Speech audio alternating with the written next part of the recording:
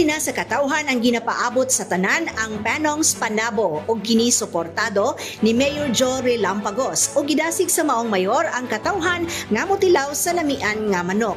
Congratulations sa Panongs nga na-establish sa sila sa Panabo. Kay magadugang, no? Magadugang another revenue sa sila. Thank you sa inyo ang pag-invest sa Panabo.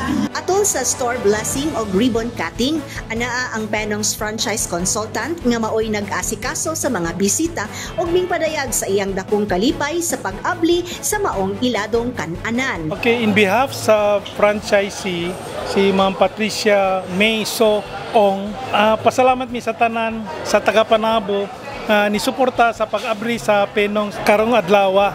Nga katutanan yung ginadam nga mga lami yung kaya nga pagkaon sa Panong kaya na ninyong makaon diri kay naa na ta diri sa Panabo City. Sa maong adlaw sa pag-abli adunay tribal dance isip pagsugat sa mga customers.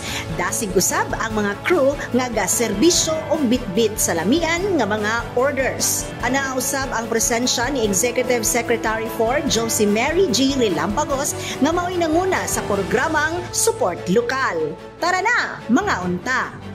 Sa camera si Louie Managsagan, kini si Ali Amag kagikan sa City Information Office Broadcast Services alang sa Frontline News Panabo. Importante!